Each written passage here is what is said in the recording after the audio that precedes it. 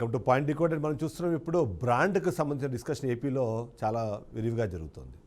ఆ brand politics అన్నవి ఏపీలో చాలా కామన్ ఫ్యాక్టర్గా మారిపోయాయి. అందులో ముఖ్యంగా ఎప్పుడైతే వైసీపీ అధికారంలోంచి వెళ్ళి టీడీపీ అధికారంలోంచి వచ్చిందో, కూటమి పాలన ఎప్పుడైతే ప్రారంభమైందో అప్పటి నుంచి కూడా ఈ బ్రాండ్ పాలిటిక్స్కి సంబంధించిన డిస్కషన్ జరుగుతూనే ఉంది. బాబు అనే ఒక బ్రాండ్ ఉంటే చాలు లక్షల కోట్ల ఇన్వెస్ట్మెంట్లు, లక్షల కోట్లకు సంబంధించిన అభివృద్ధి కార్యక్రమాలు ప్రారంభమైపోతాయి. కేవలం ఒక బాబు అనే ఒక పేరు చెబితే చాలు మనకు పెట్టుబడుల వెల్లువెత్తుతుంది అనే విషయాన్ని చెప్తూ వచ్చారు. ఇక బ్యాంకులైనా సరే, అప్పులు ఇచ్చేవాళ్ళైనా సరే బాబు ఉన్నారు అంటే చాలు వాళ్ళకు ఒక గ్యారంటీగా ఫీల్ అవుతారు. కాబట్టి అలా వేలాది కోట్ల రూపాయల ఇన్వెస్ట్మెంట్స్ కానివ్వండి, అప్పులు కానీ ఉంటాయి అన్నది గతంలో ఒక ప్రచారంగా కొనసాగుతూ వచ్చింది. అదే సందర్భంలో జగన్మోహన్ రెడ్డి అనే బ్రాండ్కి ఒక నెగిటివ్ వాల్యూని కూడా క్రియేట్ చేసే ప్రయత్నం చేసింది కూటమి ప్రభుత్వం.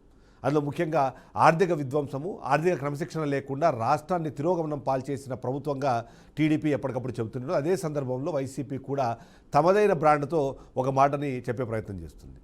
ఇచ్చిన మాటను నిలబెట్టుకునే బ్రాండ్ మాది అన్నది వైసీపీ చెప్పే తారక మంత్రం. మాట తప్పడు మడమ తిప్పడు అన్నది జగన్మోహన్ రెడ్డికి సంబంధించిన నినాదంగా తీసుకుని దాన్నే బ్రాండ్గా వాళ్ళు తీసుకెళ్లే ప్రయత్నం చేస్తుంటారు. ప్రభుత్వం అన్నది పేదవాళ్ల కోసమే పనిచేయాలనే ఆలోచన విధానంతో మేము వెళ్తుంటాం. కాబట్టి ఆ పేదవాళ్ళకి బ్రాండ్ అంబాసిడర్గా, పేదవాళ్ళ సంక్షేమానికి బ్రాండ్ అంబాసిడర్గా జగన్మోహన్ రెడ్డి ఉంటారు అన్నది వైసీపీ చెప్పుకునే మరో మాట. ఓవరాల్గా చూస్తే గత 5 ఏళ్ల పాలనలో 2019 నుంచి 2024 5 ఏళ్ల పాలనలో వైసీపీ ప్రతి ఒక్క పేదవాడి ఇంటికి చేరింది. జగన్మోహన్ రెడ్డి అనే పేరు ప్రతి పేదవాడి గుండెకి చేరింది అన్నది వాళ్ళు చేసుకున్న ప్రచారంలో భాగంగా మనం భావించాల్సి ఉంటుంది. ఈ విధంగా చూస్తే ఇద్దరికిద్దరు వాళ్ళ బ్రాండ్కి సంబంధించిన డిస్కషన్ చేస్తున్నారు. ఇప్పుడు ఆ బ్రాండ్కి సంబంధించిన డిస్కషను మరొకసారి తెరపైకి వచ్చింది. రాష్ట్రంలో ఉన్న పరిస్థితుల్లో, రాష్ట్రంలో జరుగుతున్న ప్రభుత్వ కార్యక్రమాలు, అభివృద్ధికి సంబంధించిన అంశాలు వీటన్నింటినీ మాట్లాడే క్రమంలో మరొకసారి బాబు బ్రాండ్కి సంబంధించిన డిస్కషన్ చేశారు. ఈ నేపథ్యంలోనే నిజంగానే బ్రాండ్ అన్నది ఆంధ్రప్రదేశ్ రాష్ట్రానికి ఎలాంటి లాభాన్ని చేసింది, బ్రాండ్ అనే ఒక పదం వల్ల నిజంగా ఏపీకి ఏమైనా ప్రయోజనం మనకూరిందా, ఈ డిస్కషనే మనము చేస్తున్నాం. అంతేకాకుండా ఈ పాయింట్ మనం డీకోడ్ చేసే ప్రయత్నం చేస్తున్నాం. ఆ డీకోడ్ చేసే ప్రయత్నంలో ఫస్ట్ క్వశ్చన్ మనకు కనిపిస్తుంది. ఫస్ట్ క్వశ్చన్ ఏదైతే బ్రాండ్కి సంబంధించి ఇంత మధ్యలో చంద్రబాబు నాయుడు చేసిన కామెంట్స్ ఏంటి అన్నది మనం ఒకసారి మాట్లాడుకోవాలి. ఆ బ్రాండ్కి సంబంధించి ఆయన చాలా క్లియర్గా చెప్పే ప్రయత్నం చేస్తారు. 2019 నుంచి 2024 వరకు 5 ఏళ్ల పాటు జగన్మోహన్ రెడ్డి పాలనలో జరిగిన ఆర్థిక విధ్వంసం కారణంగా ఇప్పుడు రిపేరీ అవసరం ఉంది, బ్రాండ్కి, ఏపీ బ్రాండ్కి ఇప్పుడు రిపేర్ అవసరం ఉందన్నమాట ఆయన చెప్పే ప్రయత్నం చేస్తున్నారు. ఒకవేళ రిపేరీ కాకపోతే మాత్రం పరిస్థితులు మరింత దయనీయంగా మారే అవకాశం ఉంది అన్నది కూడా ఆయన చెప్పే ప్రయత్నం చేస్తున్నారు. ఈ నేపథ్యంలో నిజంగానే జగన్మోహన్ రెడ్డి ఏపీ బ్రాండ్ను ఆ స్థాయిలో దెబ్బతీస్తుంటే మీరు చేసుకున్న ప్రచారం ప్రకారము మీరు అధికారంలోకి వచ్చారు అనగానే బ్రాండ్ రిపేర్ అన్నది ఆటోమేటిక్గా అయిపోవాలి, మరి ఎందుకు జరగలేదు అన్నది వైసీపీ చేస్తున్న ప్రశ్న. ఇక ఏదైతే ఈ బ్రాండ్ని పునర్నిర్మించడానికి ఇప్పుడు బాబు మరొకసారి నడుము కట్టినగా చెప్తున్నారు. అందులో భాగంగానే ఏదైతే వరల్డ్ ఎకనామిక్ ఫోరం సంబంధించిన దావోస్ పర్యటనకు వెళ్తున్నాను, అక్కడికి వెళ్ళి ఏపీ బ్రాండ్ని రిపేర్ చేసి రిజర్వనేట్ చేసే అవసరం ఉంది, కాబట్టి అందుకు భాగంగానే మేము ముందుకు వెళ్తున్నాము అన్నది చంద్రబాబు నాయుడు చెప్తున్నారు. ఆ విధంగా కనీసం 10 నుంచి 15 లక్షల కోట్ల రూపాయలకు సంబంధించిన పెట్టుబడులు తీసుకొచ్చేందుకు నేను ప్రయత్నం చేస్తున్నాను అన్నది చంద్రబాబు చెప్తున్న మాట. నిజంగానే బ్రాండ్ అన్న దానికి అంత వాల్యూ ఉంటే చంద్రబాబు నాయుడు అధికారంలోకి వచ్చాడు అనగానే వాళ్ళు చెబుతున్నట్టుగా వేలాది కోట్ల రూపాయల పెట్టుబడులు అనేది రావాలి. అయితే ఇప్పటివరకు వచ్చిన పెట్టుబడులకు సంబంధించిన డిస్కషన్ కూడా ఎప్పటికప్పుడు జరుగుతూనే ఉంటుంది. ఖచ్చితంగా కూటమి ప్రభుత్వం అధికారంలోకి వచ్చిన తర్వాత మళ్ళీ అభివృద్ధి పట్టాలెక్కింది అని చెప్తున్నారు. కానీ అదే పాయింట్ని వైసీపీ మాత్రం డిఫరెంట్గా ప్రజెంట్ చేస్తోంది. వాళ్ళ హయాంలో ఏవైతే పూర్తయిన ప్రాజెక్టులు ఉన్నాయో, గ్రౌండ్ అయిన ప్రాజెక్టులు ఉన్నాయో, ఏ ప్రాజెక్టులు అయితే కేవలం శంకుస్థాపనల నుంచి స్టార్ట్ అయ్యి ప్రారంభోత్సవానికి దగ్గరగా ఉన్నాయో వాటిని ప్రారంభించేసి ఆ క్రెడిట్ని తమ ఖాతాలో వేసుకునే ప్రయత్నం చేస్తున్నారు అన్నది. అందుకే క్రెడిట్ చోరీ అనే పదాన్ని వైసీపీ చాలా విరివిగా వాడుతుంది. బ్రాండ్ అన్నది ఉంటే ఇప్పుడు ఎందుకు రాష్ట్రంలో అప్పు పుట్టని పరిస్థితి ఏర్పడిందనే మాట చంద్రబాబు నాయుడు మాట్లాడుతున్నారో అలాంటి అంశం ఎందుకు డిస్కషన్ పాయింట్గా మారుతుంది అన్నది. నిజంగానే బ్రాండ్ అన్నది మీరు అంత గొప్పదే అయితే ఇన్వెస్ట్మెంట్ చేసేవాళ్ళు మరొకసారి వైసీపీ అధికారంలోకి రాదని మీరు గ్యారంటీ ఇస్తారన్న ఒక ప్రశ్న అడుగుతున్నారు అన్నది వాళ్లే చెప్తున్నారు. నిజంగానే బ్రాండ్కి అంత వాల్యూ ఉంటే, బాబు బ్రాండ్ అంత గొప్పగా ఉంటే ఇలాంటి ప్రశ్నలు ఎందుకు ఉత్పన్నమవుతాయన్నది విశ్లేషకులు అడుగుతున్న ప్రశ్న. వీటన్నిటి కూడా సమాధానం చెప్పాల్సి ఉంటుంది. ఎందుకంటే కేవలం బ్రాండ్ ప్రమోషన్, బ్రాండ్ అనే పేరుతో చేస్తున్న ఈ హంగామా ఏది ఉందో అదే నిజమైతే గత సంవత్సర కాలం జరిగిన పరిణామాలు అవన్నీ మనం చూస్తూనే వస్తున్నాం. దావోస్లో లాస్ట్ టైము వెళ్ళి ఎంత సంపాదించారు అంటే పెద్ద గుండు సున్నా అన్నది వాళ్ళే సమాధానం చెప్పారు. ప్రభుత్వం మారిన తర్వాత బ్రాండ్ వాల్యూ బిల్డప్ చేసే క్రమంలో ఉన్నామని చెప్పేసి చంద్రబాబు చెప్తున్న నేపథ్యంలో ఫైనల్గా ఆ రోజు తేలింది ఏంటంటే పెద్దగా అక్కడ దాదాపుగా 10 లక్షల కోట్ల రూపాయలకు సంబంధించిన గ్రీన్ ఎనర్జీకి సంబంధించిన ఒప్పందాలు వాటిని టార్గెట్గా పెట్టుకుని వెళ్తే అక్కడికి వెళ్ళి సాధించింది ఏం లేదు అన్నది మనకు అనిపిస్తున్న నేపథ్యంలో సో అక్కడ మనకు సెకండ్ క్వశ్చన్ రైజ్ అవుతుంది. సెకండ్ క్వశ్చన్ మనకి 2 ప్రభుత్వాల్లో ఎవరి పాలనలో ఆర్థిక క్రమశిక్షణ ఉండేది అన్నది మనకు అనిపిస్తుంది. సో ఈ నేపథ్యంలో మనం ఇక్కడ చూడాల్సింది ఆర్బీఐ కానివ్వండి, కాగ్ కానివ్వండి, అలాగే నీతి ఆయోగ్ కానివ్వండి, అలాగే కాగ్ రిపోర్ట్స్ ఏవైతే ఉన్నాయో ఈ రిపోర్ట్స్ అన్నింటిలోనూ దానికి సంబంధించిన అంశాలని మనం చూసినప్పుడు ఆ అంశాల్లో 2 పాయింట్స్ ఇద్దరు చెప్పే ప్రయత్నం చేస్తాం. అందులో ముఖ్యంగా చూస్తే మాత్రం ఏదైతే టీడీపీ హయాంలో పెట్టుబడులకు సంబంధించి అంటే క్యాపిటల్ ఎక్స్పెన్సెస్ ఏవైతే ఉన్నాయో అవి భారీగా చేశారు, దానివల్ల రాష్ట్రానికి అభివృద్ధి ఫలాలు అందే అవకాశం ఉందన్నది ఒక పాయింట్ చెప్తున్నారు. అదే సందర్భంలో వైసీపీకి సంబంధించి చూస్తే మాత్రం వైసీపీ వాళ్ళ ఎక్కువ ఇన్వెస్ట్మెంట్ కానీ అవన్నీ కూడా సంక్షేమ పథకాల మీద పెట్టారు. 2 ఏళ్ల పాటు కరోనా ఉంది, కోవిడ్ హయాంలో ఆ టైంలో ఏమీ అభివృద్ధి పనులు చేసే అవకాశం లేదు. కాబట్టి ఆ నేపథ్యంలో వైసీపీ తీసుకున్న నిర్ణయాల కారణంగా ఏదైతే జిఎస్డిపి రేషియో ఏదైతుందో జిఎస్డిపి రేషియో కూడా 1.3 నుంచి 3.7 లక్షలకు సంబంధించిన ఆ పెరుగుదల నమోదైంది అన్నది వాళ్ళు చెప్తున్నారు. అదే టీడీపీ హయాంలో మాత్రం 5 సంవత్సరాలు కేవలం 1,09,000 మాత్రమే పెరుగుదల ఉంటే అదే వైసీపీ హయాంలోకి వచ్చినప్పటికీ 31 నుంచి 33.3% అంటే 3 లక్షల నుంచి 6.77 లక్షల కోట్ల రూపాయలకు సంబంధించిన పెరుగుదల ఉందన్నది వాళ్ళు చెప్తున్నారు. సో ఆ విధంగా చూస్తే మాత్రం ఫిజికల్ డెఫిసిట్కి సంబంధించి కూడా 2018-19లో 4.5% 4 నుంచి 5% వరకు ఉండేది కాస్త 1.6% తగ్గితే అదే వైసీపీ అధికారంలో ఉంటే 4.5% నుంచి 3.6% తగ్గింది అన్నది వాళ్ళు చెప్పే ప్రయత్నం చేస్తారు. అది ఒక అడ్వాంటేజ్. ఖచ్చితంగా ఎఫ్ఆర్బిఎం లిమిట్స్ 3% నుంచి 5% వెళ్ళడంతో అడ్వాంటేజ్ పెరిగింది అన్నది మాత్రమే చెప్తున్నారు.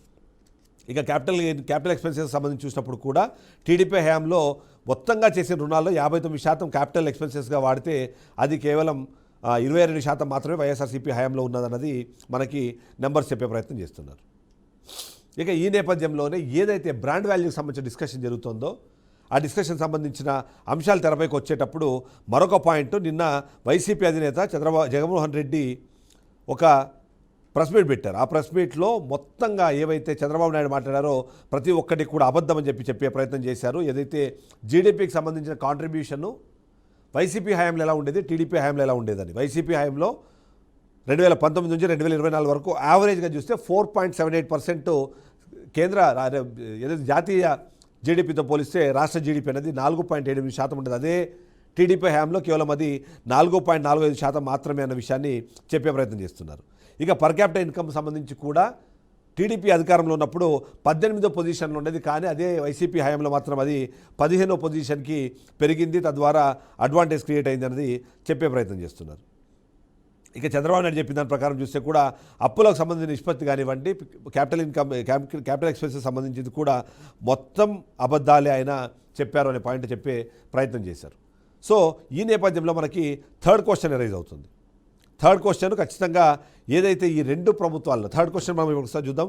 2 ప్రభుత్వాల్లో ఎవరి హయాంలో ఎన్ని పెట్టుబడులు వచ్చాయన్నది ఇక్కడ చాలా కీలకంగా మారిన ప్రశ్న. ఎందుకంటే బ్రాండ్ వాల్యూని, ఇన్వెస్ట్మెంట్స్ని రెండింటిని ఒకదాంతో ఒకటి కనెక్ట్ చేసి మనం చూపిస్తున్న నేపథ్యంలో ఎవరి హయాంలో ఎన్ని పెట్టుబడులు వచ్చాయి అన్నది. ఆ విధంగా చూస్తే మాత్రం 2014 నుంచి 2019 సంబంధించి చూసినప్పుడు ఇన్వెస్ట్మెంట్స్ పరంగా, అలాగే 2019 నుంచి 2024 ఆ 2 పాలనల మధ్యలో ఎప్పటికప్పుడు ఎవరికి వాళ్ళ హయాంలోనే బ్రహ్మాండంగా వచ్చాయని చెప్పే ప్రయత్నం చేస్తూ ఉంటారు. ఈ నేపథ్యంలో చూస్తే టీడీపీ మొత్తము 13 నుంచి 20 లక్షల కోట్ల రూపాయలకు సంబంధించిన ఎంఓయూలు చేసుకుంటే అందులో వాళ్ళు ఎస్ఐపిబి అప్రూవల్స్ 8 నుంచి 9 లక్షల కోట్లకు ఉంటే మాత్రం అది ఓవరాల్గా చూస్తే మాత్రం 10 to 15% మాత్రమే రియలైజేషన్ అయ్యాయన్నది మనం చెప్తూ ఉన్నారు. టీడీపీ హయాంలో 1761 ఎంఓయూలు 12.32 లక్షల కోట్ల నుంచి దాదాపు 19 లక్షల కోట్లు ప్రతిపాదిస్తే ఫైనల్గా గ్రౌండ్ అయినవి, రియలైజ్ అయినవి కేవలం 1,39,000 నుంచి 1,50,000 కోట్లు మాత్రమే అన్నది కనిపిస్తుంది. సో ఆ విధంగా చూస్తే వైఎస్ఆర్సీపీ హయాంలో 2019 నుంచి 2024 వరకు మొత్తం 13 లక్షల కోట్ల రూపాయలకు సంబంధించిన ఎంఓయూలు జరిగితే అందులో 88 ఎంఓయూలు గ్రౌండ్ అయిన నేపథ్యంలో 2.4 నుంచి 2.7 లక్షల కోట్ల రూపాయలకు సంబంధించిన ఎంఓయూలు అమలయ్యాయి. 39 కంపెనీలు స్టార్ట్ అయ్యాయి. ఎఫ్డీఐలు కూడా దాదాపుగా ఎస్జీడీపీలో కాగ్ రిపోర్ట్ ప్రకారం 10.23% ఉంది. అంతేకాకుండా క్యాపెక్స్ కూడా 15,632 కోట్లు పెరిగాయి సగటున అన్నది కూడా వాళ్ళు చెప్పే ప్రయత్నం చేస్తారు. అది ఇప్పుడు మళ్ళీ 2024 నుంచి 25 మధ్యలో 1.5 సంవత్సరం పాటు టీడీపీకి సంబంధించి చూసినప్పుడు కూడా సిఐఐ సమిట్లో 613 ఎంఓయూలు దాదాపుగా 13.25 లక్షల కోట్ల రూపాయలు అయితే ఇప్పటి వరకు గ్రౌండ్ అయితే కేవలం 88,000 కోట్లు మాత్రమే చెప్తున్నారు. అది కూడా డిస్కషన్స్ నడుస్తున్నాయి. అంటే ఆ విధంగా చూస్తే మాత్రం రెండు ప్రభుత్వ హయాంలో జరుగున ఎంఓయూలేమో లక్షల కోట్లు, గ్రౌండ్ అయింది మాత్రం దాంట్లో 10 నుంచి 15% మాత్రం. అయితే టీడీపీ హయాంలో 10% అయితే వైసీపీ హయాంలో మాత్రం అది 15% మించి ఉంది అన్నది. అంతేకాకుండా ఇప్పుడు ఏవైతే ప్రారంభోత్సవం చేసుకుంటే అవన్నీ కూడా వైసీపీ హయాంలో ప్రారంభించినవి అన్నది వైసీపీ చెప్పే ప్రయత్నం చేస్తుంది. ఈ నేపథ్యంలో మనము 4th క్వశ్చన్ కూడా మనం చూడాల్సి వస్తుంది.